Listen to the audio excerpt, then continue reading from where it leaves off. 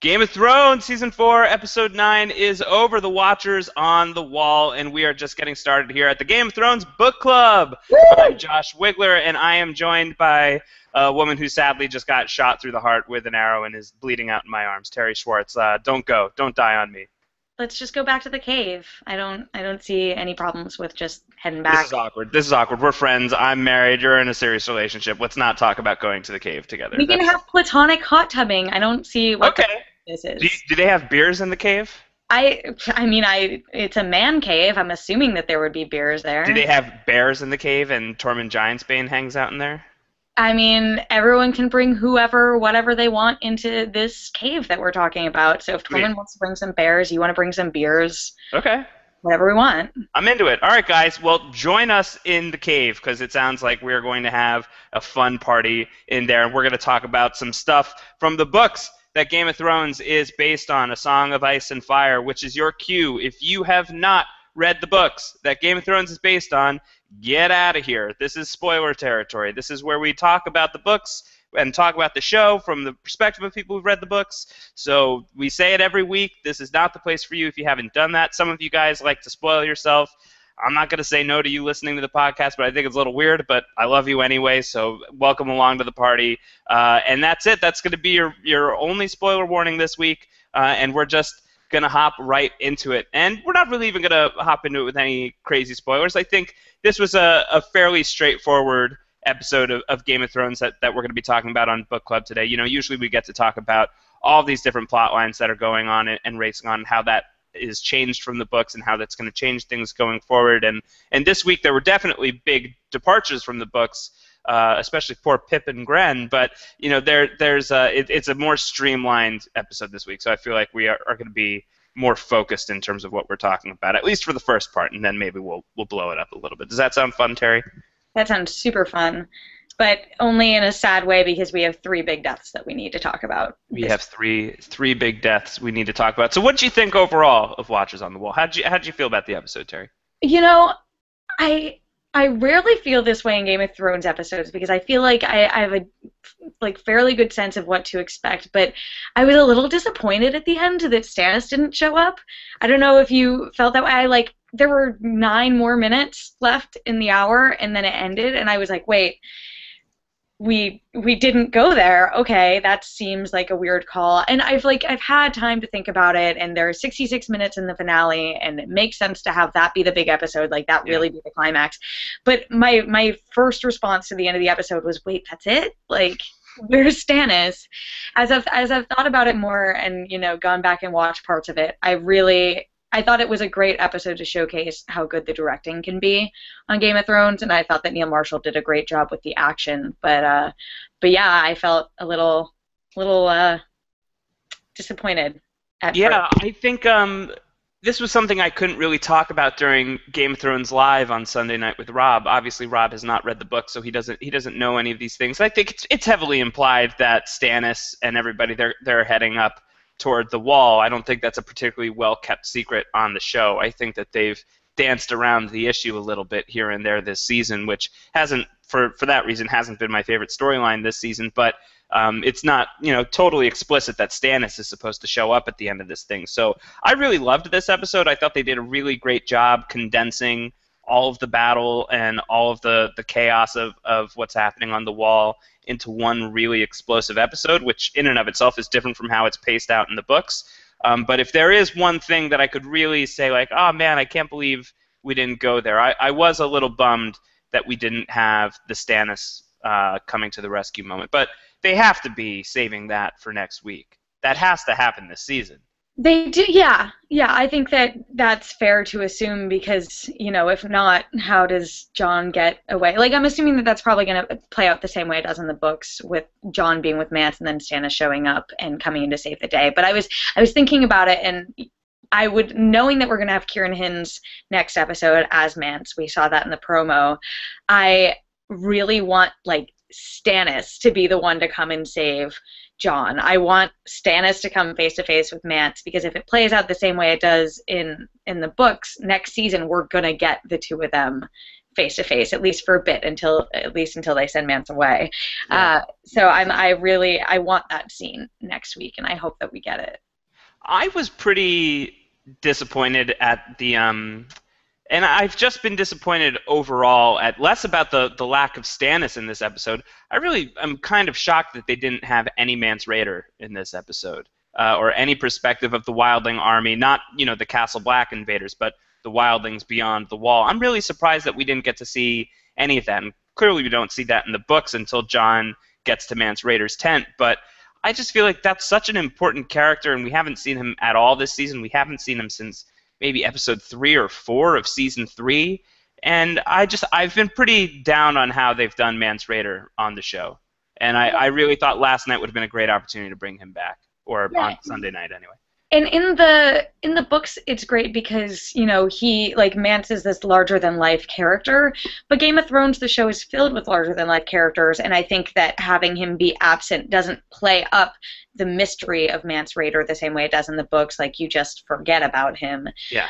The only thing because I thought about that as well, and I was surprised that they didn't have him even just leading the charge. But I wonder if it's because they wanted the focus to be so much more on Tormund and on Ygritte and those, and even like the wildlings who we've seen repeatedly. And I think part of it that they've had to deal with is the fact that in the books they're two separate attacks. Like, when Ygritte and everyone attacks south of the wall, it's several days. I'm not sure. Days, yeah. But it's before the attack north of the wall that they've sort of combined here, probably for good reason. So yeah, maybe they were just having trouble with that and wanting to get Mance in later, but I don't know. It might have distracted from the greater story, but I still do think that it was a mistake not having him show up at least once. Yeah, I agree. This is a live show, guys. We are doing this live. You might be listening in the archives, but you might be following along live. If you are, we would love to hear your questions. Anything that you want us to be talking about, you can tweet it our way at Round Howard. That's me on Twitter. Terry is at Terry_Schwartz. Just tweet us, and we'll try and talk about your questions on the show. And also, a bunch of you wrote in, so we're going to be getting to your questions, not just about the wall, but what's coming up next week and what's coming up further down the line. So we got a lot to cover. And I want to get back into the pacing of the Battle of the Wall, because you hit it on the head. In the books, it happens in waves. There's Ygritte is the one who, her and her party in the Fens, they hit Castle Black earlier. She dies before Mance's forces ever advance on the wall. Then there's the big chapter of Mance's forces coming at them, and that's where Donald Noy loses his life. It's Gren on the show. And you find out that it's just been like night after night of relentless assaults after that, and there's really like no relief in sight. Whereas in the show, it's really just the one big encounter. It's one explosive night. Jon realizes that Mance is testing the Night's Watch's defenses, and they're going to really be bringing out the big guns for round 2 the next night. So he goes off into the wilderness to kind of head that off before they have a chance to do it. What did you think about how they paced it? Do you think that was the right call? Do you think it was the right choice to put all of this in one episode rather than, I don't know, maybe parsing it out throughout the season and having the whole season kind of be the Battle of the Wall and just doing it in bits and pieces? Or do you really think that they needed to kind of do a Blackwater thing here? I think that they did need. I liked the fact that they went the Blackwater route with it. I think they definitely could have gotten away with having, the Ygritte thing be in one episode and then having, having spread it out. But I think that it would have lost the emotional impact of Ygritte, especially when would it have fallen like the same episode as losing the Red Viper. It would have been really hard to do. And also, as much as we've gotten down on some aspects of the episode, I really think that Neil Marshall did an amazing job with this episode. Absolutely. And I think hard to deny that. Yeah, and I thought that the way that he balanced the character moments in this episode with the greater action scenes was expertly done. And when watching it, it reminded me a lot of the Battle of Helm's Deep in Two Towers. Like, on that scale, it felt like it was just so important and so big. And I think Game of Thrones is a show that doesn't like being compared to Lord of the Rings, but in this way, it's a compliment. Like, if they were able to pull something off that well, that's a great thing, and doing it in one episode is really the only way to have it feel like it's on that scale. Yeah, I'm a little torn on the issue. I'm not dwelling on anything. I'm happy with the way that it played out. I thought the episode was really good, and had obviously some very big moments and the best action we've seen on the show. I think maybe it would have been fun to have it, spread out throughout the season so that this season really was kind of like the front lines of war throughout the entire season. You have the whole Craster storyline, which you I believe like a little bit more than I did. I want to go back to that and say this episode made me realize how stupid it was to do that Yeah, because I think so. they should have either it's felt like we've had a lot of the wall this season, and I think that if they hadn't done that, then people would have been more okay with spending an entire hour on these characters. And at the same time, you're right, like they could have just spread out this battle over the course of the entire season and done that, even if it's just that they brought in Neil Marshall to direct it and then they broke it up into little pieces that they used throughout. Looking back, like, and even like they should have used that time to have more grit to really give us more of that. I think that they could have used that time in better ways. And at the time, I was okay with it. I liked what it meant for Bran and John, but I have since changed my mind, and I apologize to everyone who might have No, disagreed. no, no. Listen, it was pretty cool to see Jon Snow shove a sword through the back of Burn Gorman's head and out his mouth. That was pretty awesome. No one's going to say that that was not cool. And it was also really cool to see Bran warg into Hodor and break some guy's neck. That was pretty awesome.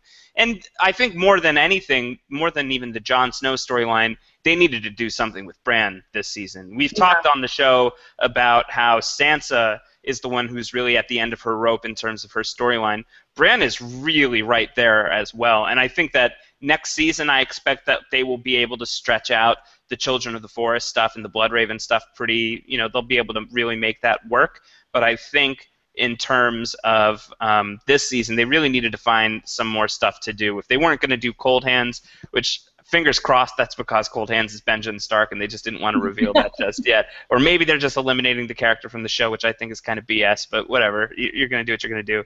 I understand why they needed this story for Bran, but I think that it hurts the Wall storyline. I think it hurt the Jon storyline. I think you could have had some more moments on the Wall with the Wall being tested by Mance's forces and, getting, because even in the books it's so great when you're seeing how much the supplies are dwindling and forces are dwindling. You get like they're putting scarecrows in black to give the illusion that there's more men on the Wall than there really are. So you get a lot of kind of the preparation for the assault on the Wall, because Donal Noy in the books, the one-armed blacksmith, he's acting Lord Commander rather than Alliser Thorne on the show. And Alliser Thorne is not a Jon Snow fan, so he's not going to listen to anything Jon Snow brings to the table. But Donal Noy in the book is kind of like, oh, snap, well, we better, we should probably start getting ready for this. So you get a little bit of that preparation, and I miss that on the show. I think, especially in light of this episode, I love the intensity of Watchers on the Wall. I love the immediacy of it,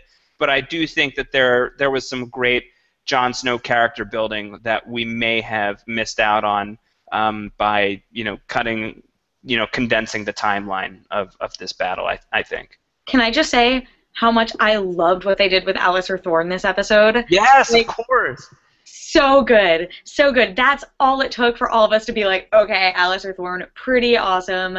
Like, can admit his faults, can admit when he's wrong, can explain why he did what he did, and also, like, the fact that he's like, John, today we're allies, but tomorrow we're going to go back to hating each other. I love that so much. Yeah. Alliser Thorne was great. I don't think that he's ever been this likable, either in the books or on the show, so it was cool to get that side of the character. He's not dead, right? No, I definitely, he didn't even seem to be that seriously injured, just enough that he couldn't fight, and the men were like, we should protect him. I don't think that we're supposed to get the sense that he is, on his deathbed, which is interesting for what it sets up going forward with the Lord Commander storyline. But what I do think is interesting is Janos Slynt leaving the battle and hiding in the storeroom with Gilly. Yeah. Will that fast forward John's Ed fetch me a block storyline? Like, will they have any choice but to kill this person who deserted his post?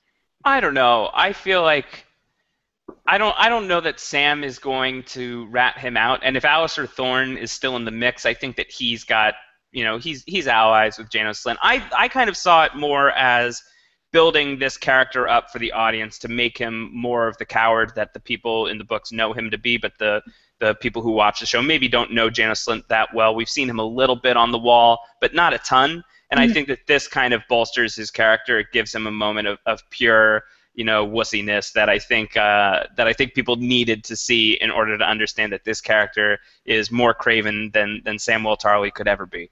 So I thought that was why they did that, and I think it's going to make, when they do cut his head off, when Jon does get that chance to cut his head off, I think it's going to make it immensely more satisfying. I think it's going to be very fun. But I expect and hope that is a season 5 thing. I think what cannot be a season 5 thing is Stannis getting to the wall. Stannis has to get to the wall in the finale. That has to happen, needs to happen, gotta happen. And we got our first tweet in from TK, who asks, or doesn't even ask, just states, in the book, Stannis doesn't show up for 3 days into the battle, so chronologically the show is actually correct. And yeah, I agree with that, but I think that I would be more on board with that if they had spread out the Battle of the Wall throughout the season rather than making it one really frickin' horrible night, like one really long, terrible night.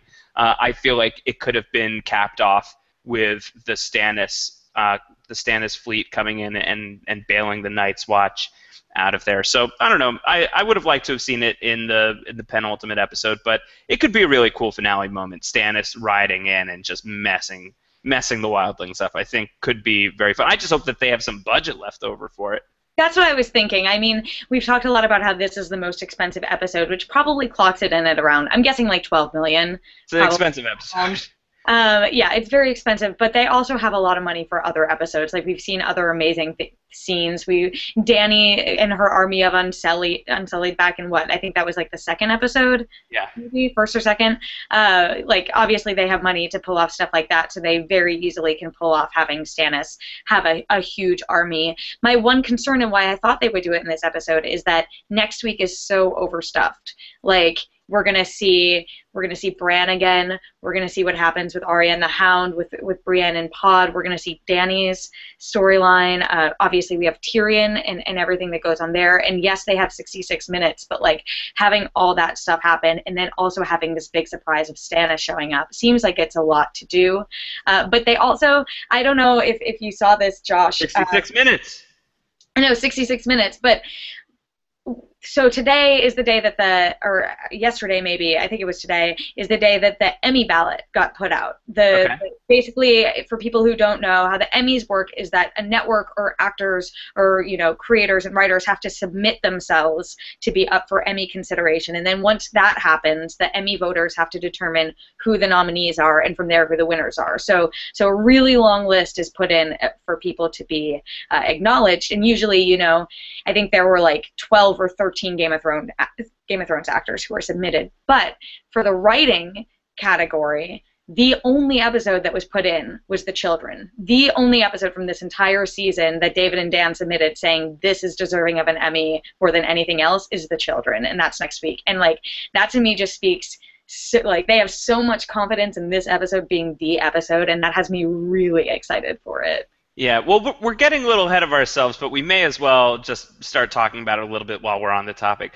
The finale is going to be outrageous.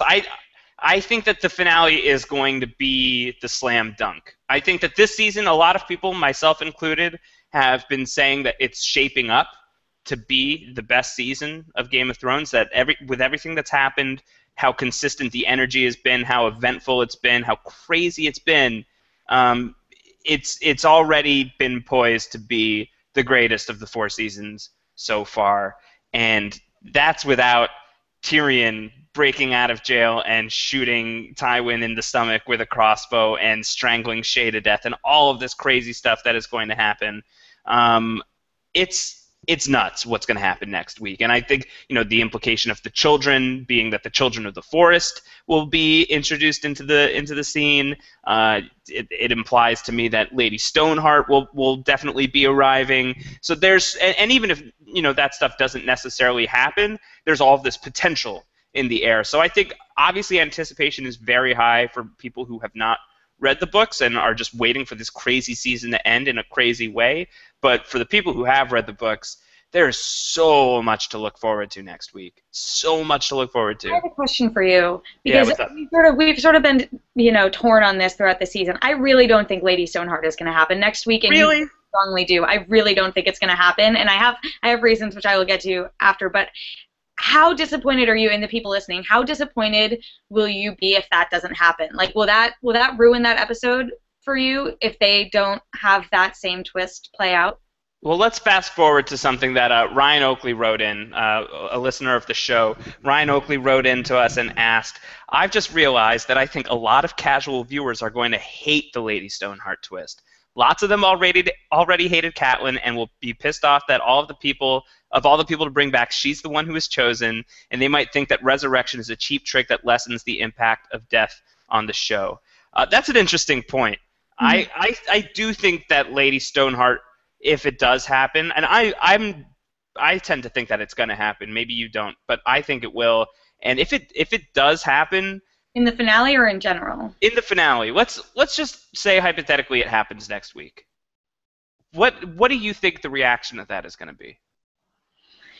I think it'll be similar to the books, though I do think that there could be some backlash to it, especially to see the thing about how it worked for me in Storm of Swords is that you you have all these horrible things happen, you have the Red Wedding, you aren't over it by the end of the book, even though Joffrey dies, even though Tywin dies, even though this other stuff happens. And it's such a capstone to the Red Wedding story that I think that's what makes it okay. You aren't thinking, oh, why didn't they bring back Robb? You're just like, heck yes, like Lady Stoneheart is going to come and get revenge, and she's killing Freys, and it's awesome. Right. And that's why I thought that it was going to happen last season. I don't think that effect will be the same this season because the Red Wedding of all the horrible things that has happened really hasn't had that big of a presence. And I don't even know if, like, we haven't seen any Freys this season. Do people even know who the Freys are? And that's why, to me, I think that if they do it, they'll save it probably for next season and have it be when Brienne's storyline intersects with her, because it doesn't make sense to have Michelle Fairley come back to shoot a scene. Like, they saved Jojen and Mira for the following season for the same reason, not to have a cliffhanger ending, but to have them as characters. And they could make Lady Stoneheart be a character. And then also, like, there's so much stuff happening in this episode that I think the Lady Stoneheart thing would just be a distraction to what's next instead of being like a concluding factor in this season. But I also think that if they're going to do Lady Stoneheart, now or never. They really got to do it soon before people kind of forget and really don't care. I think the further off it is, like the longer it's put off, I think the less impact it has. Like if Catelyn Stark shows up halfway into season 5, I feel like people are really going to be like, what the hell? Whereas if that's like a bug nuts crazy ending for season 4, like almost like a post-credit scene, the way that like Marvel does their stuff. Right. I feel like that would be something that people would be like, what? I don't get it. How did that happen? I feel like that would be #what. Like I feel like that would be one of those moments. Well, that's why I'm asking, because, like, I like looking at Reddit the day, or, like, right after an episode airs and just seeing what people have, and a lot of what happened last week was that, or after last episode, was that people were, like, putting in their speculation down to the minute for how long they think each storyline will be next in the finale and what storylines they'll be. And pretty much universally, people were like, and then Lady Stoneheart is going to happen. And I'm just, like, wondering if people or setting themselves up for being hugely disappointed in the way that I felt with Stannis at the end of this episode, like, oh, they didn't do that, because there really is no strong indication that that will happen next episode, and it really doesn't need to happen at that point in the story, because, again, like, it happened then for a reason in Storm of Swords, but we aren't necessarily at that point in the show that we were in the books. Right. And my theory had kind of been that we would get Lady Stoneheart by way of Brienne. That I felt that Brienne and Pod would run into Lady Stoneheart at the end of this season. But previews make it look like Brienne's running into Arya and the Hound next week. I think that would be. Would you be happy with that? Because I think that would be so badass if that was. we know she has an ear to bite off still this season. That was something that Gwendolyn Christie said before, that like the craziest thing she had to do this season was bite off someone's ear, and we have not seen that happen yet. Is she gonna bite off the Hound's ear? I don't know, but that's been what some speculation is, and that would be so crazy. Well, it makes me wonder, so if that happens, then how does Arya not stick with Brienne? How does Arya not go with Brienne, and how does Arya get to Braavos? I'm kind of thrown off as to how Arya is going to make it to Braavos, or even like be on the path to Braavos by the end of the season. Well, the thing about Arya to me this season is that even though she's been traveling with the Hound, she really hasn't had any agency of her own. Like, she hasn't made any of her own decisions. She's just been a follower, and I think that maybe you're right, that could be problematic, but I see it happening as similar to how it happened in the book, where at a certain point she just says, you know what, I'm going to follow my path, and that doesn't include you. And I think that would be an important decision for Arya to make after a season where she really has just been jerked around by fate and by the Hound. So that would set up her character being really interesting next season. Before we keep diving into, there's so much stuff to talk about next week. We got to keep talking about what happened this week. There was a lot, and I think one thing that I've seen about people who were not fans of the Watchers on the Wall, who did not like this episode very much. We're getting a lot of questions about this for our feedback show that Rob and I are going to record tomorrow on Wednesday. Some people were really not thrilled with how much Sam and Gilly was going on in The Watchers on the Wall. I happen to really love, first off, everybody knows that I love Samwell Tarly. Big fan of Sam. I relate to the guy. I know that guy. I know his heart. We speak to each other. Mm-hmm. Like we literally email. We send back and forth. So I'm on Team Sam. But I get why some people felt like it was maybe a little distracting, and I'm especially curious about the opinions of people who've read the books on the Sam matter, because Sam's not really involved in this at all. When the battle's happening at the wall, that story for Sam is the end of season 3. Sam, when he's coming back through the wall and he helps Bran to go north, and then Sam kind of shows up. I think he shows up basically in the aftermath of it, right? Yeah, he's not there at all for that entire battle, and I really actually loved Sam in this episode. Yeah, me too. I did too. And I do, it surprised me a little bit looking back that it really was more Sam is the central character of this episode than Jon, because if you think about it, Sam has some interacts with pretty much every single other character here. I didn't think it was a distraction. I really liked it. I thought that it was an important change for Sam, especially setting up the Old Town storyline, is to see him really stop thinking of himself as a coward and thinking of himself like being the man who sits around trying to find loopholes in how he can have sex with Gilly in the Night's Watch oaths and stuff, and asking Jon for, sex talk and advice on what it's like having sex for the first time. I liked that it gave him that to do, and I think that since they did have 51 minutes to this episode, it didn't feel like a distraction for me. It felt like having those really human moments at the beginning of the episode highlighted just how high the stakes were when they had to battle later. Yeah. I love Sam. I think he's a source of endless amusement for me. I like doing the Sam impression. I'm not going to do it right now. I think you should. I really think you should. But I'm on the spot, and I don't know if I could do it very well right now. I have performance anxiety. No, I think he's great, and I really enjoyed him in the episode. I can see why some people who, especially book purists, who might be like, they changed up the wall to give us more Sam, because I used to really be down on Sam. Sam doesn't really get good for me until basically this point in the story, and especially where he ends up going, off to Old Town and to study at the Citadel, I think is really where Sam really pops for me. But on the show, I feel like they've done a much better job at turning him into a well-rounded character. That's not a weight joke. And I think that he's great. I really enjoyed him, and I thought he was great tonight. The character change that really broke my heart was losing Pip and Gren.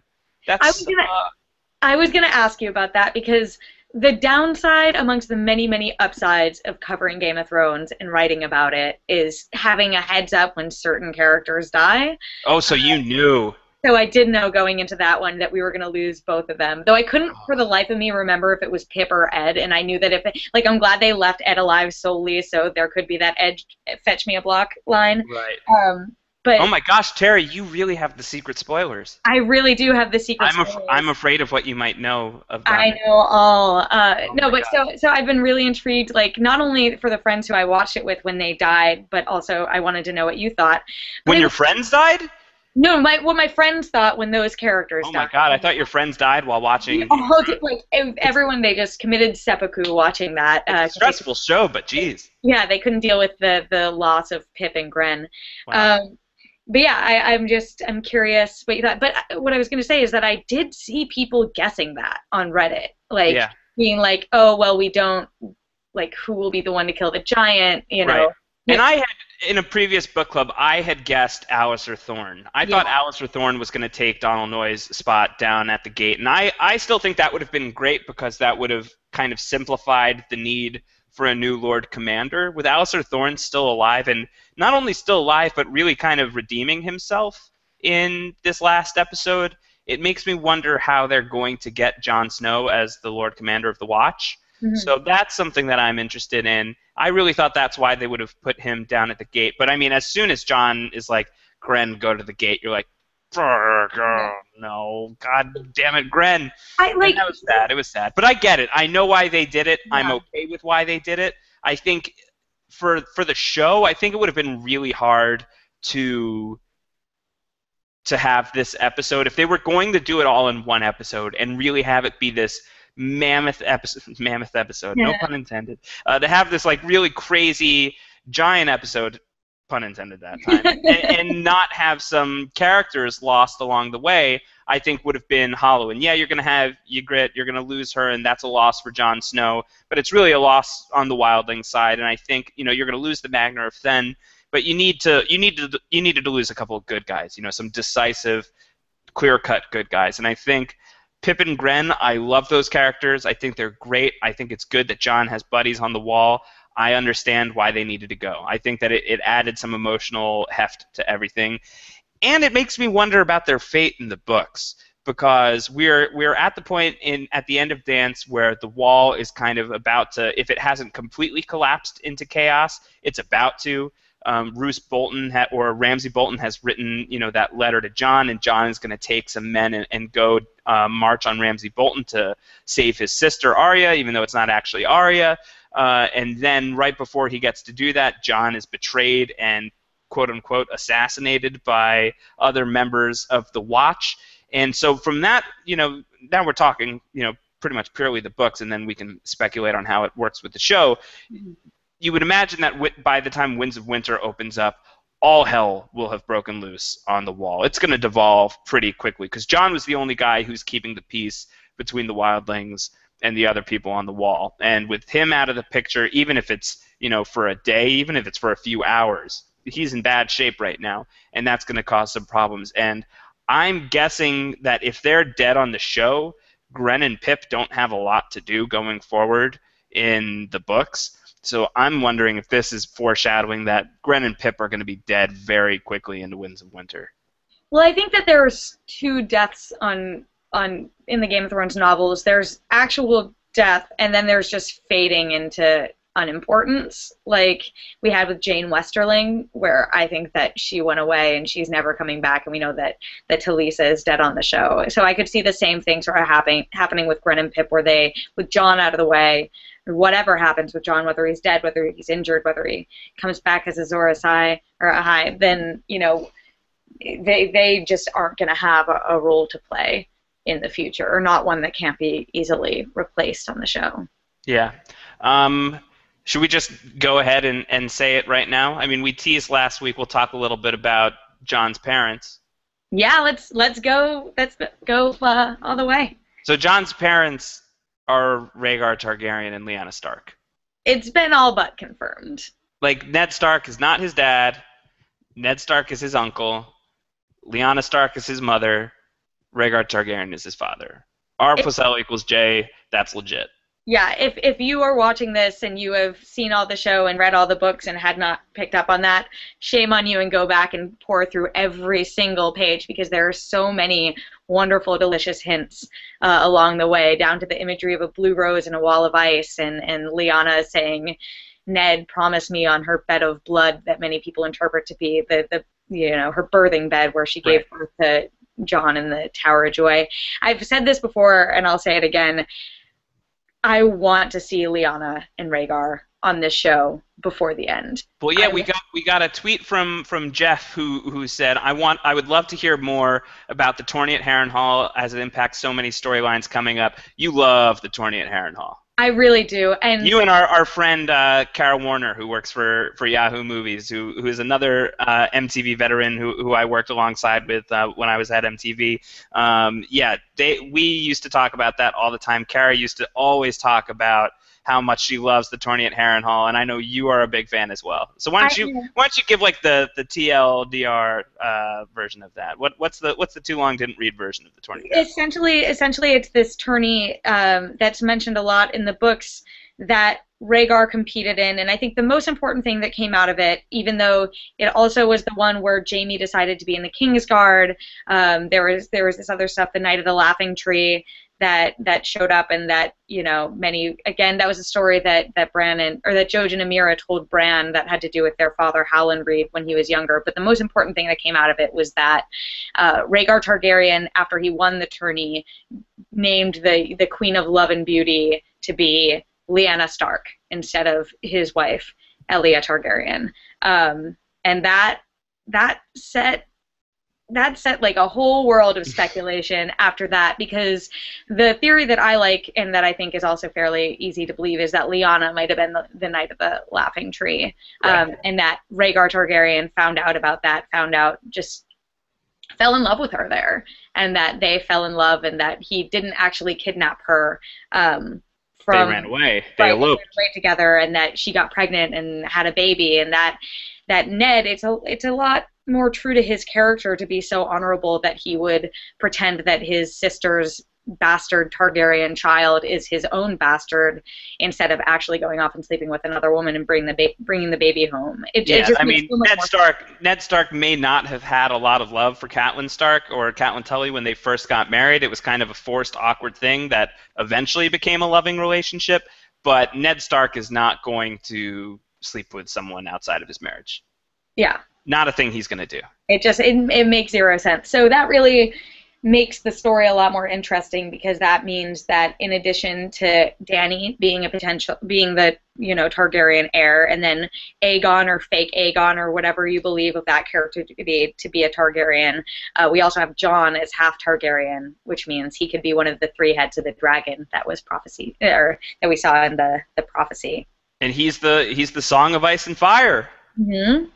In one guy. So yeah, it's a really cool theory. We could do a whole show about it. But it's really awesome. If you haven't read about it, we'll post a link in the comments section so that you can read up all about it. There's a really good essay on Tower of the Hand that explains it all, and then you can go down the rabbit hole and check out all the Westeros.org forums and all of the theories that are out there. There's tons of theories, but it's one of those fan theories that isn't like it goes beyond the realm of tinfoil hat theories and just becomes basically this is what it is, and there's so much to back it up. There's so much textual evidence to back it up, and so many story reasons for it to be true that it's gotta be true.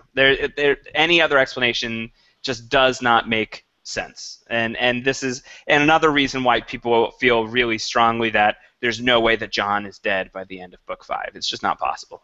Yeah. I honestly, at that point in that book, when I read it the first time, I got more annoyed than anything else when Jon gets stabbed, because we'd already had Brienne come back, we'd already had Catelyn come back, and the deaths started, like that commenter said earlier, the deaths stop having as much weight to them when we have all these characters coming back. So when Jon got stabbed, and it was a cliffhanger, it was the last we saw of it, I was like, okay, George, we know he's not going to die. Right. It's just not going to happen. And so I'm very intrigued to see where that picks back up in Winds of Winter. Yeah, but I think it's cool. We have to talk a little bit about how there's been these character casting reports that have come out that show, if they're true, which I'm pretty sure that they are, that Maggie the Frog, young Cersei, and I'm blanking on what her friend's name is. Whoever, the poor schlub Cersei pushes into a well. Yeah, exactly. That they're being cast for next season, which means that will be our first flashback again if it's true. And I get why the first flashback they would do would be this Cersei one, because it's so important to the way that she views Jaime and Tyrion and everything in her life, and the fact that she was told that a younger, more beautiful queen would come and take her place, and she thinks that it's Marjorie, and there's going to be some huge Cersei and Marjorie clashes. But that gives me hope that maybe one day in the future, one beautiful episode 9 before the end of this series, we could just get an entire flashback episode to the tourney at Harrenhal. Like, that to me would be the most wonderful thing that we could have happen. Just see that all play out. I'm on the record saying that Game of Thrones should be messing around like this. I said a few weeks ago, if not last week, that we should get an Iron Islands episode. We should get a Dorne episode. I'm into that, especially after how awesome this season has been. I think that Game of Thrones can fool around a little bit with format. I think that they could do a flashback episode. I think that it would be really, really crazy, but also potentially very, very fun. If nothing else, I would imagine that, well, it does sound like we are getting a flashback to Cersei meeting Maggie the Frog and getting this prophecy told to her. And I could see if one of the final things that we see in next week's finale in The Children is Tyrion killing Tywin. I could see the season 5 opening up with the Maggie the Frog flashback, with that being like the first 5 to 8 to 10 minutes of the episode, and then Cersei waking up and having to deal with the Tywin aftermath. I think could be I think that could be a really strong way to start the season. I don't know if we're gonna get a chance to say this otherwise. I hope that we take a little while before we get to see Tyrion next season. I hope that there's like an episode or 2 episodes of no Tyrion whatsoever, because I think that his absence and like the mystery of where is Tyrion and what has Tyrion done and where has he gone, I think is pretty cool, and I hope that they hype that up a little bit for the viewer. I'm not one to usually say go light on the dink, but let's go a little light on the dink for the beginning of season 5. That's just one thing that I want to see. Before we leave Jon completely, there's 2 things that I want to say is. So in the books, the way that Jon goes off to meet up with Mance Rayder is he's basically forced into that position. He's, again, we've said that the timeline's a little bit different, so it's after a lot of the assaults on the wall have happened, and Alistair Thorne and Janos Slynt, they return from Eastwatch by the Sea, and they find out about Jon having killed Qhorin Halfhand because they've got Rattleshirt with them, and he rats him out, and they want to hang Jon as a traitor, but instead they decide that they will send Jon off as an envoy to treat with Mance Rayder, but he really should just assassinate Mance Rayder. So it's basically he's sent on a suicide mission against his better judgment. He doesn't really want to do it. And on the show, Jon is going off completely of his own volition. He knows it's a bad plan, but it's his plan. Do you like that change? Do you think that that's a decent change from the books?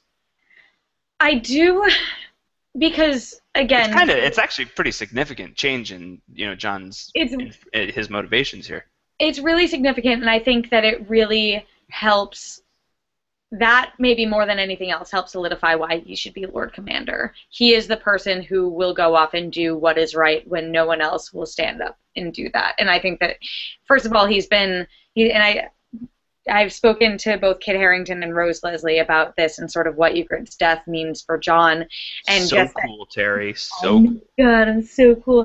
But what Kit said is that Jon is a completely changed person after this, and he essentially is walking to his death. Like, I don't think that he knows that he might come back from this. I think that he's going to just do what can be done, and if he dies in the process, who cares, because what does he have to live for anyway? And so I think that we're going to see, even more than seeing like the badass, super great sword fighter Jon we saw in Ep 9, I think in Ep 10 we're going to see a very different person, and that is going to really inform who he is next season. So I like what this change means for that. So then the other thing about Jon that I was going to say before we leave the Jon topic is the whole Lord Commander issue. I don't think that we're getting into any of that this season. I I don't don't think think it makes sense to. I don't think that there's any time to. Yeah, I think, well, I mean, I say that it doesn't make sense to, not, like, obviously it makes sense to, but it really neuters what his storyline would be next season. And I think that, like, really getting into the Lord Commander politics up the wall and seeing Jon as a leader and seeing him in this role, even if whether it does or doesn't end with him with the mutiny taking place, I think makes his season 5 storyline a lot more interesting than if they have that happen now and we just deal with the aftermath. Yeah, and I think that there's something cool to be said for like if the beginning of season 5 is a little bit of political maneuvering going on at the wall, especially in the aftermath of this whole big battle. I think would be kind of cool to see like almost the election for Lord Commander. Those chapters at the end of Storm, with Sam going around and trying to lobby for Jon. I love that, and I think to stretch that out for a couple of episodes in the beginning of the season, I think would be very fun, especially with the way that they go with Jon's story, and it's really so much about delegation and is he making good choices or bad choices, and even if his heart is in the right place, could he be going about this a little differently? So I think what's really exciting about Jon's story for season 5, and I'm not the world's biggest Kit Harington fan, I'm on the record about that. I hope that he has the chops to bring it for this, is I think that Jon's story gets very cool because the wall almost gets a little bit of its King's Landing thing going on. There's a little bit of a Game of Thrones that's being played up at the wall for the foreseeable future. So I'm excited to see how that translates to the show and with these characters and with Stannis and Melisandre in the mix. I think could be very cool television. Well, I think it's going to be a really good parallel to the Marine storyline, too, because we're going to see that with Dany, with her having to do all these political maneuvers and have all these new characters come into play.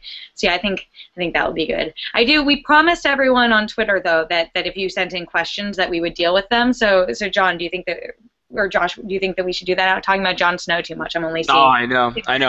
Yeah, we're cherry picking through them right now. There's a bunch of stuff that I want to get to. I want to get to one about... Tyrion and Jaime pretty soon. I think that we gotta pour one out a little bit more for Ygritte. We haven't really even talked about her at all. We haven't. And I think that's actually kind of interesting because I feel like a lot of people felt like the Ygritte moment was a bit of a dud. Really? Yeah. When Jon sees her for the first time and he smiles at her and that's his first response, I thought that was the most perfect thing that could have been done in that situation, because that to me, like, again, we were talking about like how are they going to set this up when they've had her be like this this mean character and they haven't really had her in this season. Like, how are they going to bring you back to that moment? And to me, that smile is all it took to do it. And I spoke to Neil Marshall about this episode, who directed it, and he said that was actually one of 2 options they had. They had one scene where they shot it that way and one scene where they shot it and Jon just looked really surprised and shocked to see her. And I'm glad they went with this one because I really liked that choice, and I thought that it made me get emotional watching that. I don't know if you felt the same way. I'm also a huge fan of Jon and Ygritte, especially together. So.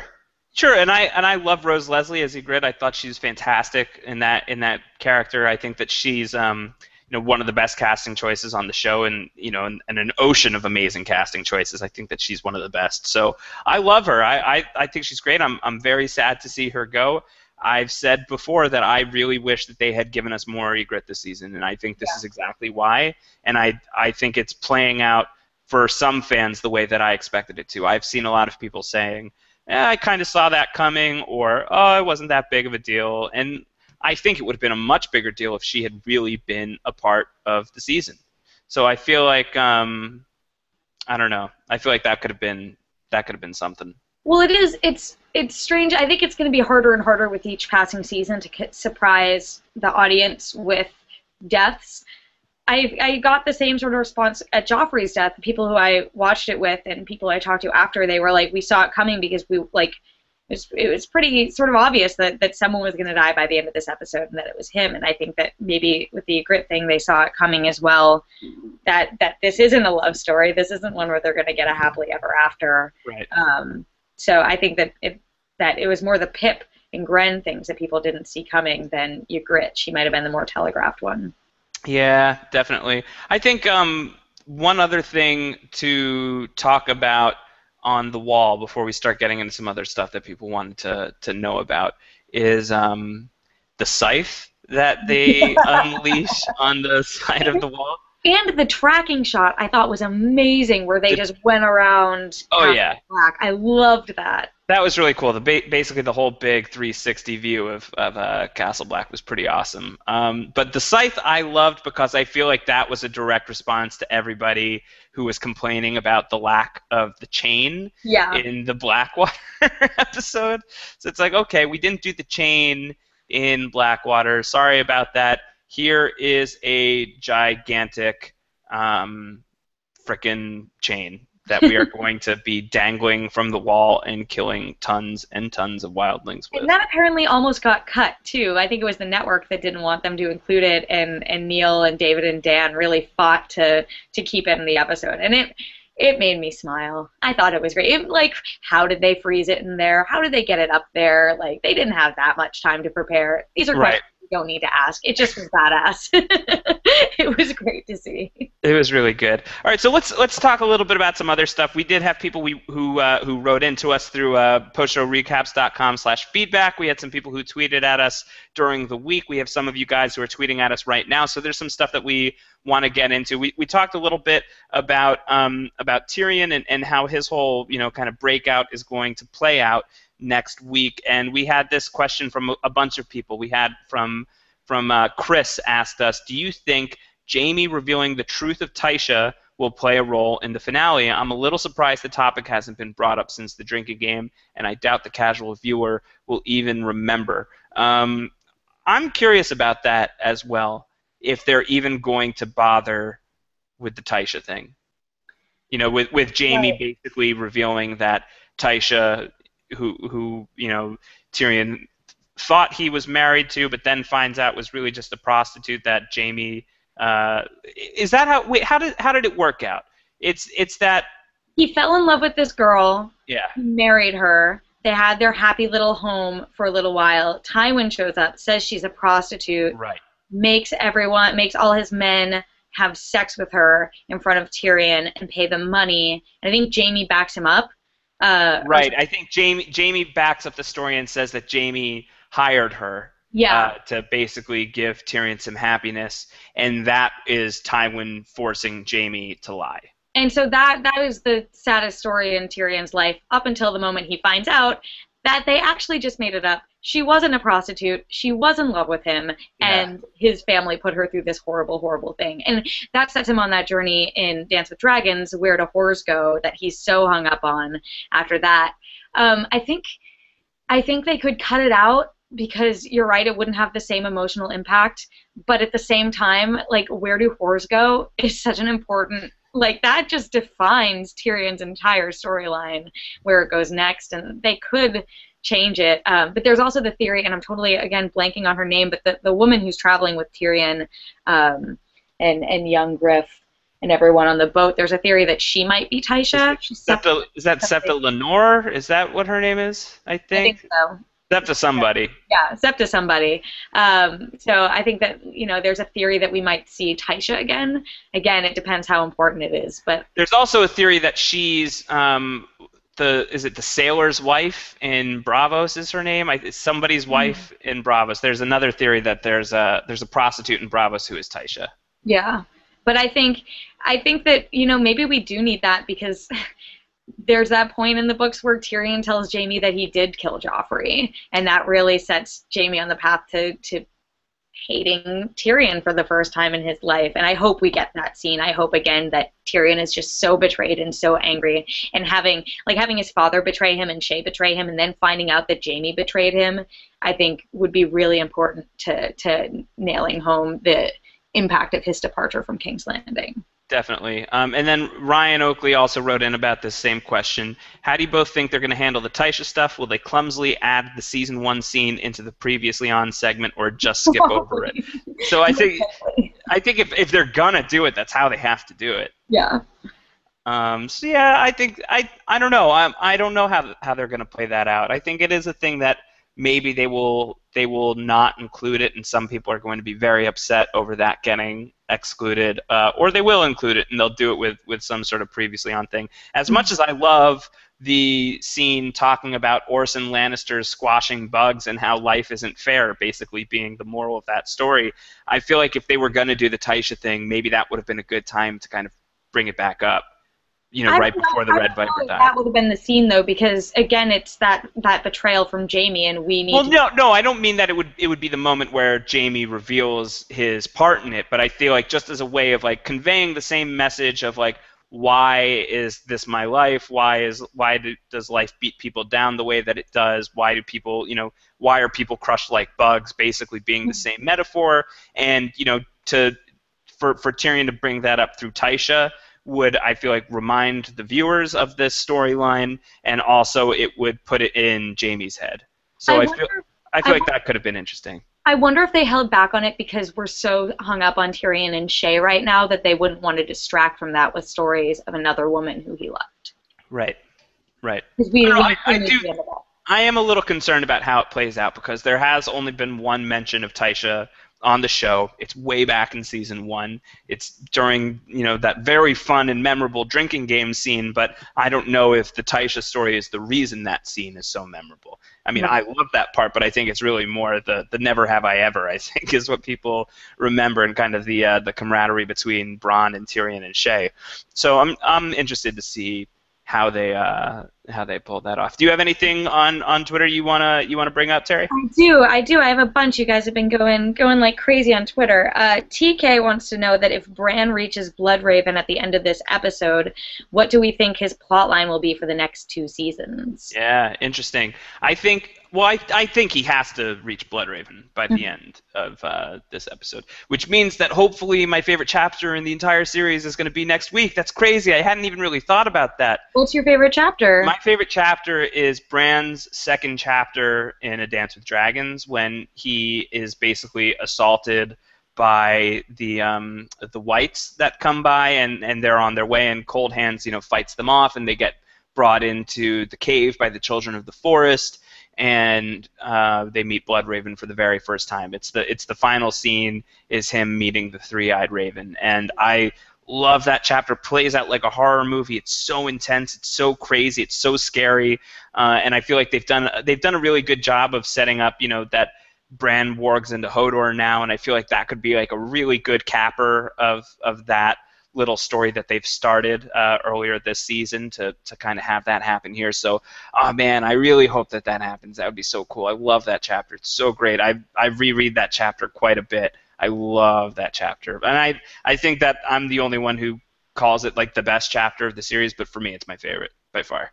Well, I think for next season, you sort of touched on it earlier, like I think that we'll really just get to know who the Children of the Forest are and who Bloodraven are. I think that we can spend episodes delving into that in terms of their history, because we don't really know that much about the Children of the Forest, and maybe get some more context for them versus the White Walkers, instead of actually moving Bran and having him journeying and go to another place. I hope that they really just, settle in and sink their fingers into that. But I do think sink their fingers in like the mountain sunk his fingers into the Red Viper's eyes. Or like, is that what you're talking about? Like Bran sunk his fingers into Jojen paste, because that theory got brought up again yesterday, and I just picture. Yeah, man, Jojen paste. It's happening. Season 5. If you want my theory on Season 5 storylines, it's going to be like a lot of scenes in the Children of the Forest's like secret kitchen, just like perfecting the taste of Jojen paste. Well, yeah. Yeah, mortar and pestling the whole time. Yeah, I do. Like, my deepest hope is that we get Winds of Winter coming out before the beginning of next season, even if it's like the beginning of March or like the day before the season premieres, just so that is part of the story and something we can deal with. Definitely, I hope we get it before season 6 premieres. So hopefully we just have one season of Bran sort of treading water before we find out what happens next with him. But the Bran storyline and Bloodraven sort of ties me into another question. This one from Natalie, and she wants to know which scene or character do we think will be the last one of season 4? Because last season it was Daenerys. That's a good question. I think Bloodraven could be it. I think that that's an interesting idea. You know, it is called The Children. I feel like showing the children of the forest as one of the final scenes would be pretty awesome. I think it also could go to Tyrion, especially because, you know, the season opened up with Tywin Lannister, you know, lording over the dissolution of ice and ice being reforged into you know, Widow's Wail and Oathkeeper. I think that could be very cool to kind of close it out with the fall of Tywin Lannister. Would be a really good way of, you know, kind of hammering home that this season started out as the season of Tywin Lannister on top of the world and ends with him literally, you know, shitting to death. You know? Yeah. So I think that could be an interesting way to do it. I don't think it would end with Daenerys again.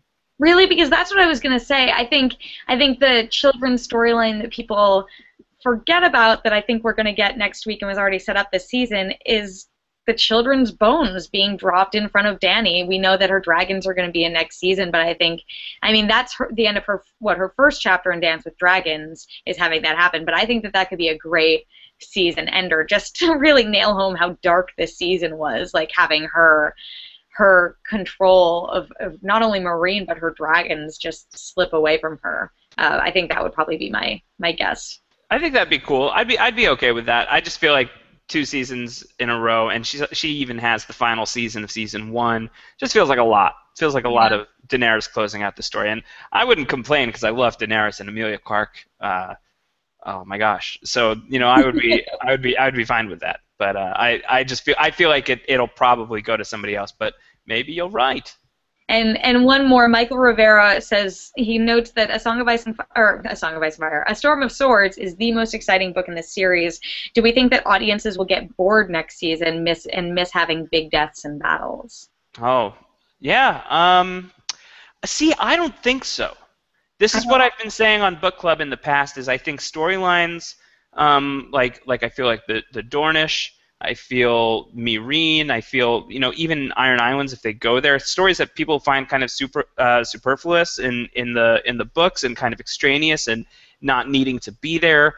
I feel like those are going to play better on the show, you know, based on casting, based on writing, and based on the fact that we're not going to be confined just to certain, you know, perspectives. I feel like we're going to get more of the Littlefinger and Sansa stuff. I'm sure they're going to invent some kind of wheeling and dealing on the show that we maybe not have gotten in the books yet. You're going to get Arya training to be one of the Faceless Men. You're going to get Jon Snow at the Wall, becoming Lord Commander, dealing with Stannis, dealing with the Wildlings still, so a lot of political stuff there. I feel like some people were actually kind of bored with the battle scenes of Watchers on the Wall, and we're kind of pining for more of the political wheeling and dealing of King's Landing. I think that is what people love Game of Thrones for. I think that people really enjoy everybody backstabbing each other and double talking each other and you know, finding some way to slight somebody or one up somebody on their way to supremacy. Like, everybody loves chaos as a ladder, and I think that is what the show does so well. And I think it's very subtle in Feast and Dance, certainly more so than it is in Storm or in Clash, which have these really big moments of war that we don't really get so much of in Feast and Dance. But I think that could play out really well on the show. I think that if it's done well, I don't think that people are going to be missing anything, especially because we're going to have the added benefit of Season 5 isn't just going to be the stories from Feast, and Season 6 the stories from Dance. Everything is mingling. Everything is coming together in, you know, one gloriously delicious stew. So I think, or one gloriously delicious plate of Jojen paste, if you want to take it there. Yeah. So I feel like, you know, we're going to be getting the best of both worlds next season. Everything's going to get combined, and I don't know. I'm excited about it. I mean, it's going to be almost impossible to top everything that happened over the course of 3 and 4, just because that is the height of the madness of this story. But I still think that it has a lot of potential to really satisfy people. And I think that we're going to find the political landscape be leveled next season in a really interesting way, because I think it is going to be a very political season instead of an action-packed and death-filled season like this one was. I think we're going to see this stuff in Marine. We're going to see a lot of politics at the Wall. We're going to see Cersei and Marjorie playing that game, which I think is going to be so good playing out between Natalie Dormer and Lena Headey. I think that they're really, really going to have a strong season 5, just seeing those two women clash. I think Dorne, it sounds like, is actually going to be a really big setting, and I think there's going to be a lot of interesting political stuff there, especially as we find out more of what Prince Doran had planned, and you know what Oberyn was also in King's Landing to do.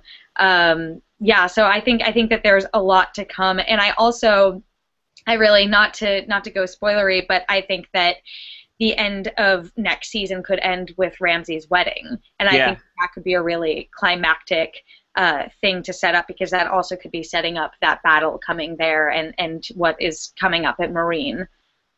Cool. All right, so really quickly before we start wrapping up, let me ask you some rapid-fire questions about what we're going to see in the finale. What is the reaction to Tywin and Shay going to be online? I hope that people explode. I hope that it's bigger than the Red Viper, to be honest with you, because I think that seeing Tyrion snap is going to be probably the bigger deal than, like, having him be the one to do that will be a bigger deal than actually them dying. How are people going to react when Stannis bails the Wall out of trouble? Hopefully like him more than they have at any other point in the show. Yeah, not everybody's favorite. Stannis the Manus. What about Bran meeting the Children of the Forest, if that's where we're going? I think that's going to be the jaw dropper, the equivalent of seeing the Night's King, or whatever he was, the White Walkers at that point with the baby. Because again, like, we're getting used to dragons and giants and mammoths, but we are not used to, like, tree people and other mythological creatures like the Children of the Forest. What about Arya and the Hound meeting up with Brienne? What do you think book readers are going to do if that is what is indeed going down next week, and if Brienne bites the Hound's ear off as we've predicted? I hope that everyone cheers at the ear biting. I hope that she doesn't go. Does he even have the burnt one? I hope that she goes for the normal one, because I feel like you don't want to mess around with whichever side of the face it is. Oh my gosh. I hope that they are receptive to it, because I hope that if it happens, it's done right and it doesn't violate any story points that would make it something that we would be upset about. And Daenerys, what's your money is on? We're going to see the bones of the children. Yeah. That get torched by Drogon. Yeah. I hope, like, honestly, I hope that's her only scene in the entire episode, and I hope it's the last one. And what do you think? Who are some of the characters we're not going to see next week? No Sansa. No Sansa and Littlefinger, and I don't think any Ramsay and Roose and Theon. I think that their story has come true. Though I will say there's, like, this, IMDb isn't the most trustworthy source, but Osha is credited with being in this episode, so maybe we'll see her pop back up. With Rickon? Yeah, maybe. Where's Rickon? Wah, wah. Guess who doesn't care? That's me. I kind of care. There's just so much to keep track of that it's hard to. I'm trying to think. I think that those might be the only major storylines that I can think of off the top of my head. We probably aren't going to see Mark Gaddis again. Right. The banker. No more Iron Bank. That's okay. Yeah. There'll be more opportunities for him to pop up. He can have season 5. All right. Well, I think that we need to start wrapping up. Guys, as always, thank you so much for joining in on Book Club. Terry, I definitely want to do a book club after the finale, because I think there's going to be so much to talk about. The rub there is I don't know that we'll be able to do it next week. I am going to be traveling all week next week. I will be on the other side of the planet. So I think that's going to be a little tricky. If we can make it work for next week, we will do it for next week. If not, definitely the week after. So you'll have a little bit of time to come down from your Game of Thrones high, and we'll give you some book club action. Probably, I'm guessing 2 weeks from today. But maybe we'll be able to get it to you sooner if we can. That's awesome. Just to everybody, so you guys can brace yourselves for, get your expectations set. It might be a little while from now. But, Terry, we're definitely going to have to break down everything that happens in I this don't think that crazy there's town. any way that we can't. I think that everyone is going to want to talk about it until Yes, the I very think so. season 5. Until they're purple in the face like Joffrey. So yeah, that's it for book club. Guys, thank you so much. We're going to be back this week. Rob and I are going to be handling the Game of Thrones feedback show. That's going to be tomorrow. We're going to be recording that. So get your questions in. postshowrecaps.com/feedback. No spoilers in those questions, please. Rob has not read the books. Don't be jerks. Be good to that guy. So we're gonna be talking about all sorts of stuff tomorrow, and that I believe will be posted on Thursday. And then other than that, it's prime time for the finale, and we will be live Sunday night after the supersized 66-minute finale of Game of Thrones Season 4. We are going to be talking about all the Crazy Pants Banana Town stuff that's going on in that episode, and we'll talk a little about what might be in store for Season 5. So, guys, thank you again. As always, I'm on Twitter at RoundHoward, like Ron Howard, but Rounder. Terri is on Twitter at Terri_Schwartz. She's awesome, has been interviewing tons of people from Game of Thrones. You definitely want to be reading the stuff that she's written. Your interview with Neil Marshall, Terri, really great, and Rose Leslie, big fan of that as well. So if you still want to devour some of the fallout of Watchers on the Wall, go follow Terri. Go look at her links on zaptoit.com. Great stuff. Terri, thank you so much for dropping by and talking about the books that Game of Thrones is based upon. I just want more Sam accent from you. Oh, Sam's not here tonight. No, Sam. No, we'll save Sam for the feedback show, and I'm sure he'll appear on finale night. All right, guys, thank you so much, and we'll talk to you. If not next week, we'll talk to you in 2 weeks for another round of book club. And take care, everybody. Bye. Bye.